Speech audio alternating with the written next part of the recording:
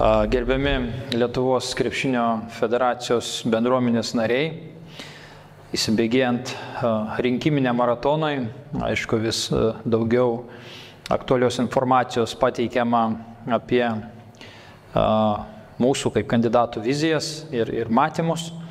Ir aišku, vienas iš esminių dalykų programoje yra žmonės, kurie įgyvendina pateiktas naujoves ir bendrą Lietuvos krepšinio vystymo strategiją. Tai norėčiau tarti keletą žodžių šią tematiką. Ir aišku, labai svarbi komanda, kuri ateina su naujomis idėjomis, tačiau reikia pažymėti, jog iš esmės pagrindinė Lietuvos krepšinio vystymo komanda yra reglamentuota įstatais.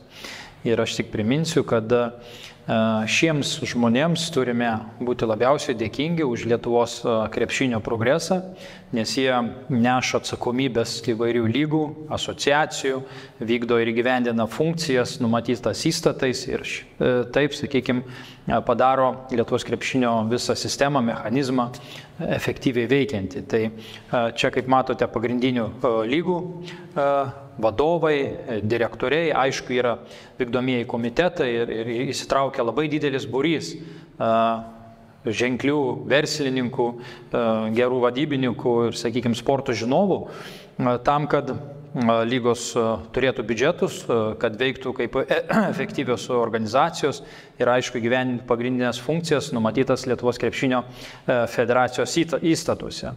Asociacijos, krepšinio trenerių asociacija, teisėjų ir, aišku, 3x3 bei Lietuvos veteranų krepšinio lyga.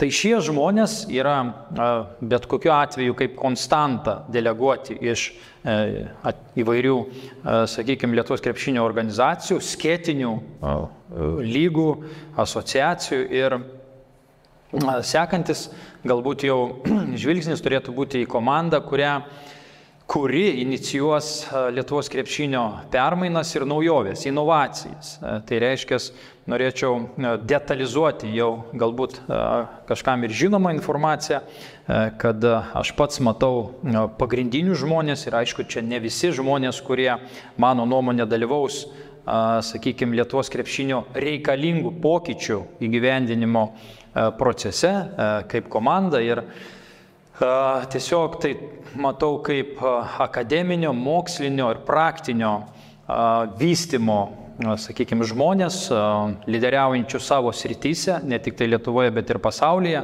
Ir pradėsiu nuo profesoriaus Rūtenio Paulausko.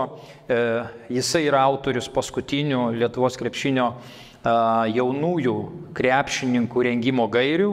Dar 2015-2016 metais išleistas labai detalus, sakykime, metodinis leidinys, kuris nurodo treneriam kelią ir, aišku, jis nuolatos pildomas ir dėl to į pagalbą pasitelkėme, sakyčiau, lyderiaujančius tiek Jungtinių Amerikos valstijų, tiek Ispanijos žmonės, metodininkus, žmonės kaip specialistus atsakingus už jaunųjų krepšininkų rengimą. Tai visų pirma, aišku, treneris Dončo Walter. Labai džiugu, kad jisai vienas tituločiausių, sakyčiau, pasaulio jaunimo trenerių, iškovojęs aukso medalius įvairiuose čempionatuose, jau ne kartą viešėjęs Lietuvoje, vykdęs paskaitas mūsų treneriams, sutiko labai intensyviai įsitraukti į būtent jaunųjų krepšininkų rengimo gairių atnaujinimą ir pateikimą Lietuvos krepšinio treneriams. Profesorius Alejandro Vahera šiaip darbuojasi tiek pagrindė Leono universitete, tiek FIBOje. Aišku, dėsto paskaitas įvairiuose universitetuose, bet pagrindinis jo veiklos tikslas yra, sakykime, praktinės žinios treneriams visame pasaulyje. Yra FIBA instruktorius. Ir, aišku, aktyviai dalyvaujantis rinktinių rengime, krepšininkų rengime ir tas, sakykime, metodinės žinias perkelintis į praktiką. Taip pat ne vieną kartą jau pastaraisiais metais viešėjęs Lietuvoje. Labai džiaugiamės, kad mums padėti sutiko Justinas Jasiukaitis, tai yra labai patyręs viešojo sektoriaus vadybininkas, yra Lietuvos sporto centrų asociacijos vienas iš vadovų, puikiai išmanantis visą, sakykime, tą teisinę bazę, kuri liečia trenerius, dėl to, kad sekantis metai ypatingai bus, sakykime, intensyvūs, keičiant visus sporto centrų reglamentus, ką mes kaip federacija inicijuosim, ir yra tikrai daug kalbama apie tai, kad mes turime pagrindinį fokusą dėti ne ant jaunimo pergalių, kaip vieno iš, sakykime, trenerių kategorijų, meistriškumo pakopų, sakykime, kriterijų, tačiau šalia to turėti ir jau krepšininkų parengtumo tokį standartą, kuris taipogi suteiktų galimybę treneriam gauti ir didesnį atlygį, ir, sakykime,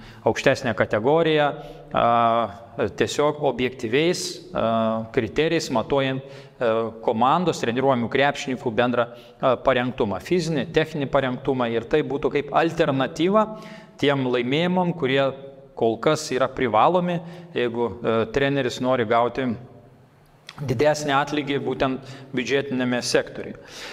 Arina Domaitytė, mūsų didžioji pagalbininkė merginų krepšinio vystyme, Druskininkų krepšinio centro Deivis, iniciatorė, finansuotoja. Ir aišku, neatsiejama nuo mūsų vizijos, be abejo, aš pats būsiu įsitraukęs labai aktyviai. Labai džiaugiamės profesoriaus Alberto Skurvydo dalyvavimu, dėl to, kad tai yra faktiškai pažangiausias Lietuvos sporto mokslininkas, visas pasaulinės mokslo naujienas pertinkytis Lietuvos treneriam ir studentam universitetuose, taip kad jo dalyvavimas yra neatsiejamas, jeigu mes norime perteikti tiesiog mokslo inovacijas į mūsų praktiką. Marius Tamolis yra patyręs moterų krepšinio vadybininkas, ir LCC programa pastaraisiais metais nuostabiai progresavo, ne viena rinktinė žaidėja žaidė, ir aišku, treneris Vilius Stanišauskas, kuris subrendo, sakyčiau, jo programoje, tai pagrindė koordinuotų moterų krepšinio visą perspektyvą, ypač iki 27 metų. Tomas Purlys, kuriam yra pateiktas pasiūlymas, jis tiesiog paprašė, kad galutinį sprendimą priims jau po rinkimų, tačiau mano matymu jis tikrai galėtų labai ženkliai prisidėti prie jaunimo programų atnaujinimo, praktinių programų atnaujinimo.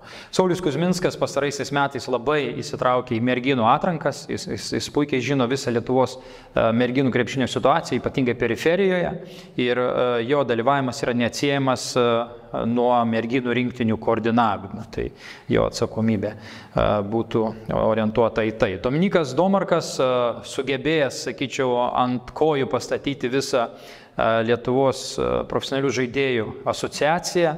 Jau dabar daugiau negu 50% profesionalių žaidėjų dalyvauja asociacijos veikloje. Labai džiaugiamės jo indėliu, ir aišku, kai mes kalbame apie žaidėjų individualų meistriškumą, apie sąlygas, kurias turi turėti žaidėjai, ir sakykime, ne tik tai sportinės, bet socialinės ir kitas, tai jo dalyvavimas, aišku, yra neišvengiamas. Valdas Chomičius puikiausiai atstovavo Lietuvos krepšinį įvairiose pasaulio valstybėse šiais pastaraisiais metais, ir aišku, jo dalyvavimas labai veiksmingas ir labai pageidautinas ir artimiausioje ateityje.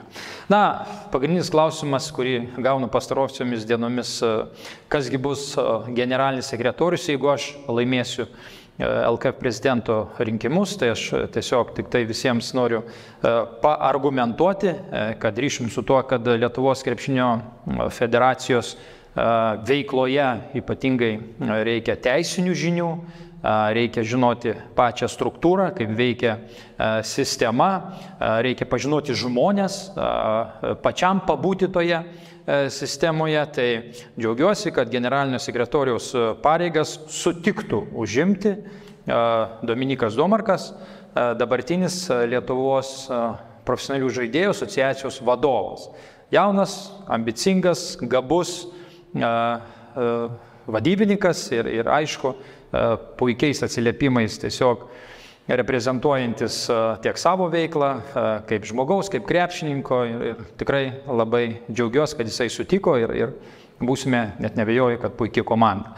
Tai mėly krepšinio federacijos žmonės, krepšinio bendruomenės žmonės, manau, kad tikiuosi, kad vis mažiau emocijų bus rinkiminėme maratone ir vis daugiau koncentruosimės į pačią esmę, į tuos darbus, ką turime nuveikti.